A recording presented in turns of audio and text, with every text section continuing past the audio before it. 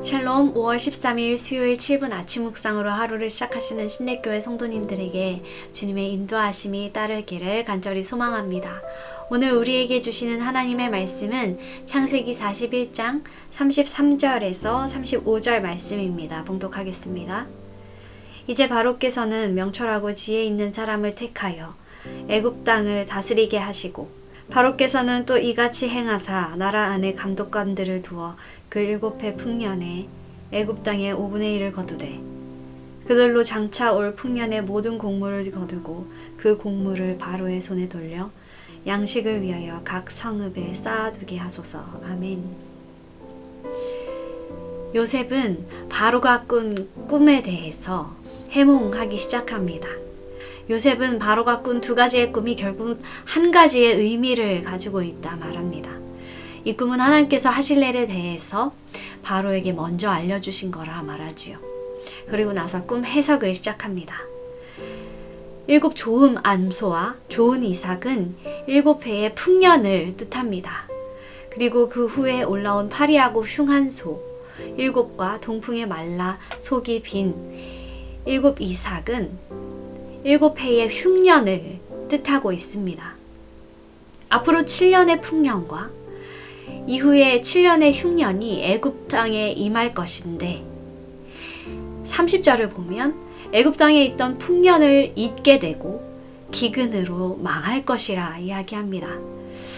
이것이 무슨 뜻입니까? 풍성했던 7년이 기억이 나지 않을 만큼 그 뒤에 뒤따라오는 흉년이 심각하다는 뜻입니다. 이어서 요셉은 33절부터 그에 대한 해결책까지 제시합니다. 33절에 명철하고 지혜 있는 사람을 택하여 애굽 땅을 다스리게 하시고, 34절에는 각 지방의 감독관을 두어서 흉년을 대비해 풍년 때 식량을 비축하게 할 것을 제안합니다. 그 방법은 아주 구체적입니다. 풍년의 소산 중에 5분의 1을 거두어서 모으고 그 곡물을 각 성읍에 저장하는 것이지요.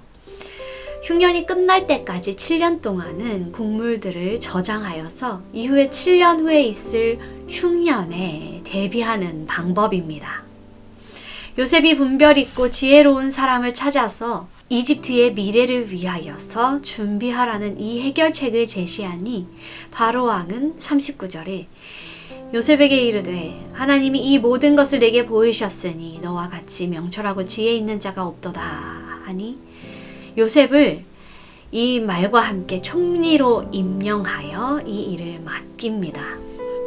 사랑하는 성도 여러분, 만약 요셉이 꿈만 해석하고 끝났다면 어떻게 되었을까요? 그는 뛰어난 해몽가로서 인정받았을 것입니다. 사람들에게 꿈을 잘 푸는 사람이다 칭찬을 들었을 것입니다. 그러나 애굽을 통치하는 통치자가 되지는 못했을 것입니다. 그리고 흉년 가운데 사람들을 살리는 구원자로서의 역할은 해내지 못했을 것입니다. 중요한 것은 요셉이 단순히 꿈만 해석하고 끝내지 않았다는 것입니다. 요셉은 하나님의 뜻을 해석할 뿐만 아니라 그 뜻 앞에서 어떻게 살아야 하는지도 그 길을 제시했습니다. 하나님의 뜻과 그 뜻을 이루는 방법을 연결하는 능력도 있었던 것이지요. 그런데 이 지혜와 통찰은 하루 만에 이루어진 걸까요? 그렇지 않았습니다. 요셉은 지난 13년 동안 억울한 시간을 보내왔습니다. 형들에게 팔려 낯선 이집트 땅에 넘어왔고, 꼭 그곳에서 노예로 살았으며 보디발의 집에서 종살이하는 동안에 억울한 누명을 쓰고 감옥에 갇혔습니다. 그 당시 요셉은 왜 자신이 이런 일을 당해야 하고 이런 상황을 마주해야 하는지 알 수 없었을 것입니다. 보디발의 집에서는 요셉이 작은 일을 인정받아 그 가정을 맡아 관리하는 법을 배웠고, 왕의 감옥에서는 간수장 밑에서 감옥의 일을 총괄하면서 사람들을 그리고 조직을 다루는 법을 배웠습니다. 또 왕실 감옥에서는 왕의 신하들을 만나 왕실의 국정의 흐름도 자연스럽게 알게 되었을 것입니다.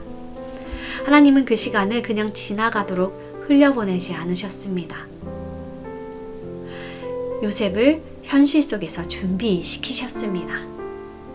요셉 또한 하나님의 인도하심을 늘 기억하면서 있는 그 자리에서 성실하게 또 충성되게 순종하며 살아왔습니다. 종의 자리에서도 감옥에서도 또 억울한 순간에서도 그는 무너지지 않고 자신의 책임을 성실하게 다했습니다. 그는 단지 꿈꾸는 사람이 아니라 준비된 사람이었습니다. 사랑하는 여러분, 하나님께서 우리의 삶을 계획하시고 인도하십니다. 그러나 하나님께서 이루시겠지 하면서 준비하지 않으면 안 됩니다.